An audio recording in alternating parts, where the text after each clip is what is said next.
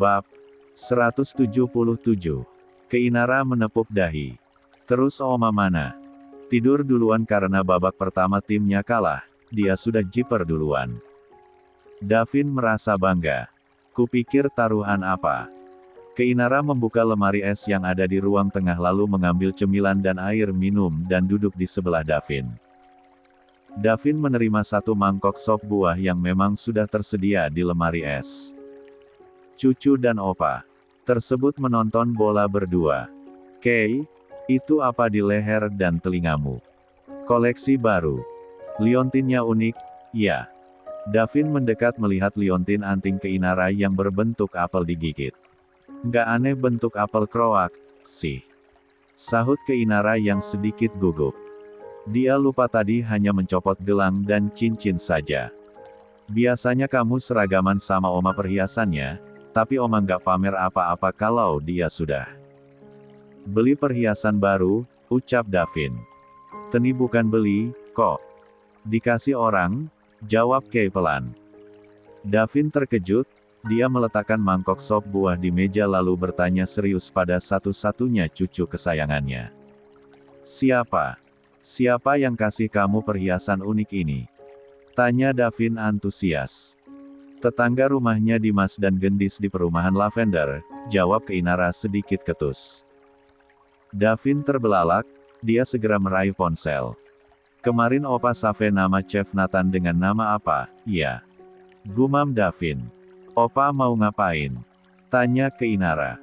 Mau telepon Chef Nathan dan mengundangnya makan malam, segera. Ucap Davin penuh semangat tahun baru 2024. Teh, ngapain ngundang dia diner? Ketus Keinara. Opa rasa, sebentar lagi papamu bakalan mulung mantu. Davin berdiri lalu berjalan menjauh dari Keinara saat panggilannya terhubung dengan Nathan.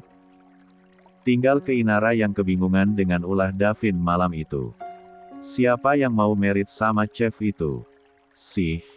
Pacar juga bukan, tapi. Keinara menyentuh liontin kalungnya. Seulas rona merah tersemat di kedua pipi Keinara. Di sebuah restoran. Sophie sedang duduk berdua satu meja dengan Ben. Ada perlu apa mengundangku kemari? Tanya Sophie. Tak usah buru-buru, Farida. Sahut Ben. Panggil aku Sophie, aku bukan lagi Farida yang dulu. Ucap Sophie tegas. Pesanlah dulu makanan. Pinta Ben. Sophie merasa jengah, Ben tidak pernah sebaik ini dulu. Katakan dengan jelas apa maumu, aku tak ingin makan satu meja denganmu. Tandas Sophie. Aku ingin rujuk, jawab Ben tegas. Sophie tersenyum sinis. Kau tidak berhasil menikahi kekasih terindahmu. Wajah Ben mendadak murung. Dia berselingkuh dan hamil dengan pria lain. Sophie seketika tergelak. Kekasihmu yang mengenakan pakaian syar'i itu selingkuh dan hamil di luar nikah. Gelis sekali, dulu kau memandangku sebelah mata karena cara berpakaianku yang kau anggap perempuan hina pengobral aurat. Tapi ternyata kekasih alimmu itu hamil di luar nikah. Jangan salahkan pakaiannya, Farida. Oho, masih juga dibela. Siapa yang menyalahkan pakaian tertutup kekasihmu itu? Aku hanya merasa lucu, kau tak mau menyentuhku karena kau pikir aku bekas perempuan murahan karena keluar masuk diskotik dulu, asal kau tahu, ya. Mungkin aku sering mabuk dan hobiku memang mengunjungi klub malam, tapi aku masih waras untuk menjaga kehormatanku, keperawananku.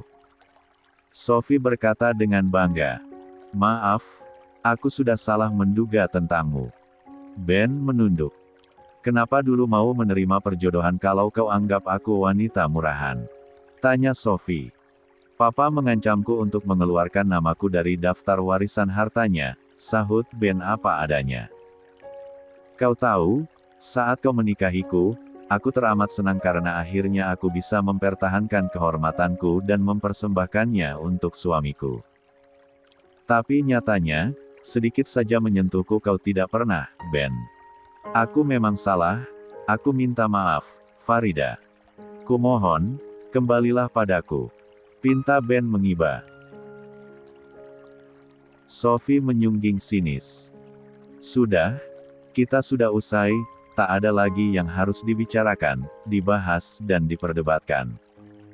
Aku sudah punya calon suami. Jadi tolong, jangan meminta apapun lagi dariku. Bujang lapuk yang kau lihat kemarin memang teman mesraku dulu. Tapi dia sangat menghargaiku. Menjaga bahkan berkali-kali mengingatkanku untuk kembali padamu. Sophie merasa emosi mengingat kenangan dulu. Kau menyukai lelaki yang beranjak tua itu? Tanya Ben. Hei, apa kau tidak lihat jika bujang lapuk kemarin itu sebetulnya hot daddy? Kalau dia mau, dengan uangnya dia bisa bermain-main dengan bocah ingusan pengeruk harta hot daddy di luar sana. Dia masih terlihat tampan dan mempesona, terlebih lagi, dia masih mencintaiku meski dulu sempat memutuskan pergi dariku dan memintaku kembali setia padamu. Sophie menahan sesak di dada. Ben menghela napas dan berusaha menyentuh jemari tangan Sophie. Aku sungguh menyesal, Farida. Ucap Ben. Penyesalan memang selalu datang terlambat, Ben. Nikmatilah penyesalanmu. Maaf, aku tak bisa kembali padamu. Aku pergi. Sophie beranjak dari hadapan Ben tanpa memesan apapun. Tinggal Ben yang terpuruk menyesali sikapnya dulu terhadap Sophie, mengabaikan cinta istrinya dan terang-terangan memuja kekasihnya tiap hari di depan Sophie. Sophie dan Ben tak tahu jika Okan ada di restoran tersebut, duduk bersembunyi dan menyamar di meja yang berdekatan dengan Ben. Okan senang karena Sophie sudah memujinya terang-terangan di depan Ben. Dia juga senang karena Sophie berkali-kali mengatakan jika dirinya adalah calon suaminya. 1 bulan kemudian. Kecoa. Gendis panik dan naik ke kursi meja makan. Tapi dengan gesit Dora memukul satu kecoa memakai sandal rumah yang dia pakai. Tubuh kecoa terburai lebur terkena pukulan sandal Dora. Dasar gerwanil, ujar Dimas geleng-geleng melihat Dora tanpa belas kasih memukul hewan berwarna coklat tersebut. Padahal pakai semprotan anti serangga juga bakal lumpuh seketika. Kelamaan, Dim. Entar keburu kabur itu kecoanya, gerutu Dora. Kamu tahu? Enggak. Di perut kecoa itu banyak bakteri, kuman dan cacing yang super kecil yang tak bisa dilihat mata telanjang, itu jumlahnya banyak, Ra. Cacing itu bisa menembus kulit manusia, ucap Dimas.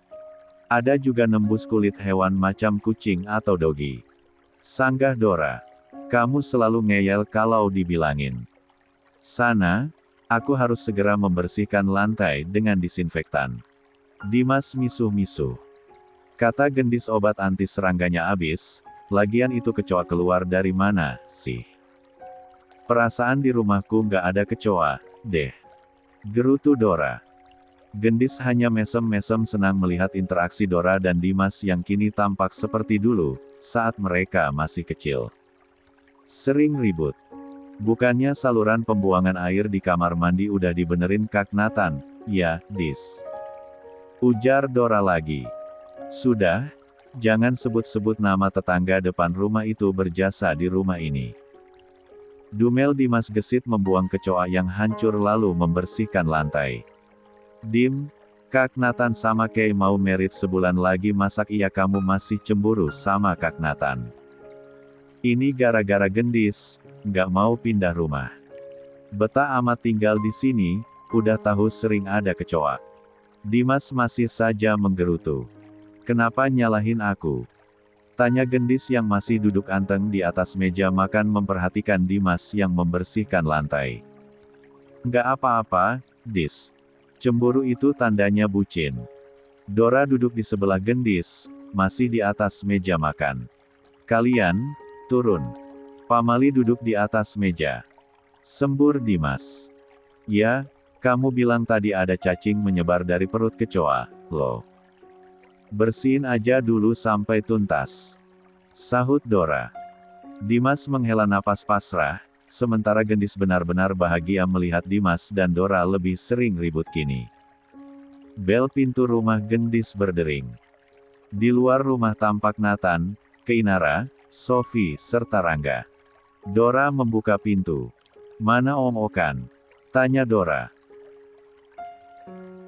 Lagi di jalan bareng Om Hilman.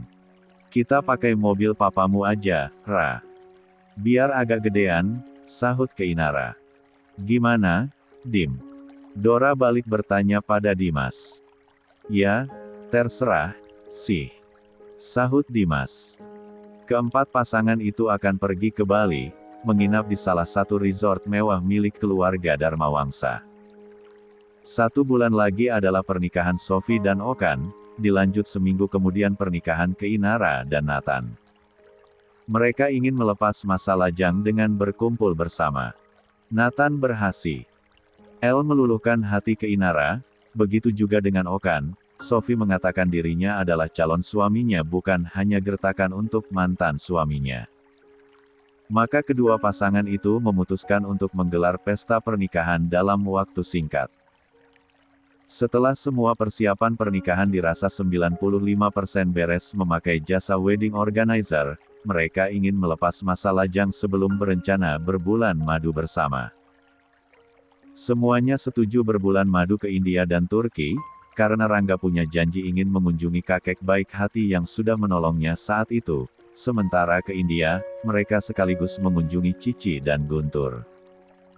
Sebulan setelah Cici menikah, Guntur memboyong Cici ke India karena Rakesh Han meminta Guntur menggelar pesta pernikahan juga di India. Hingga kini mereka belum juga kembali karena Rakesh sedang mengajari Guntur mengelola perusahaan miliknya di India sana. Sungguh kebahagiaan yang utuh telah menyelimuti keluarga Darmawangsa.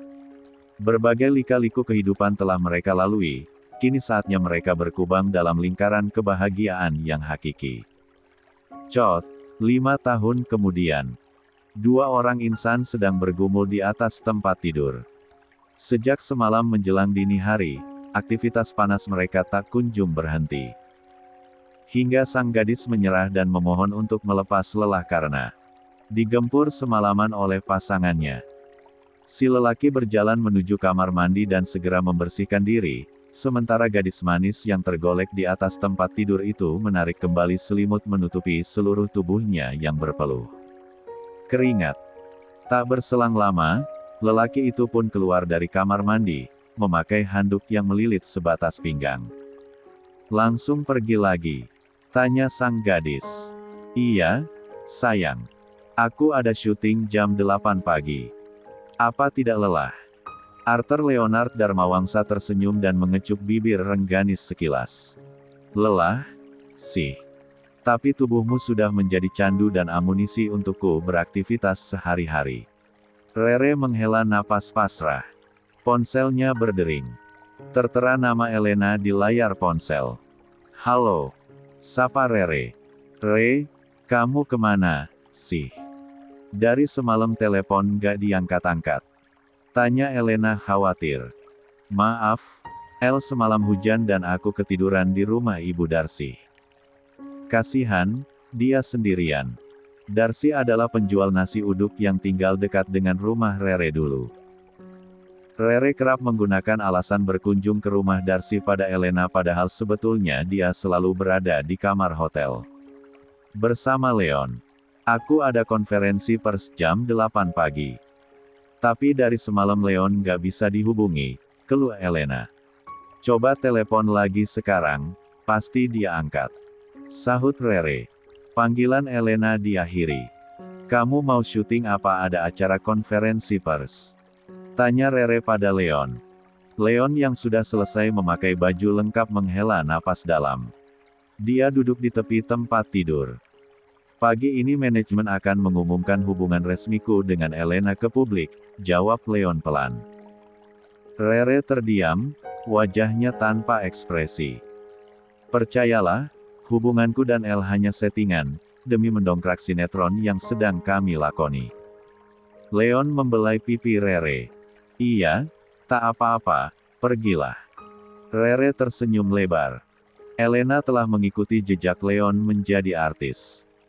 Berbagai cara diupayakan Elena agar dia bisa selalu dekat dengan Leon di luar jam sekolah. Berkat koneksi Starla yang selalu menanjakan Elena, Elena berhasil masuk satu manajemen artis yang sama dengan Leon dan bermain di satu judul sinetron yang sama. Leon memeluk Rere. "Aku hanya mencintaimu, percayalah." Leon berbisik di telinga Rere. Sepeninggal Leon, Rere termenung sendirian. Dia sudah menyerahkan segalanya untuk Leon. Bahkan seringkali menghabiskan malam panjang penuh gairah dengan lelaki yang dipuja oleh Elena itu. Lemas Rere menyalakan televisi, acara gosip selebritis selalu saja menayangkan gosip kedekatan hubungan Leon dan Elena. Pagi ini, mereka akan menjelaskan tentang hubungan mereka, yang Leon bilang itu adalah settingan. Padahal Elena bahagia luar biasa karena bisa membuktikan pada halayak ramai jika Leon adalah miliknya. "Leon milikku, El, dia sebetulnya milikku. Tapi dunia tidak boleh mengetahuinya. Aku adalah kekasih rahasia Leon, El." Rere membatin dengan berbagai kecamuk rasa.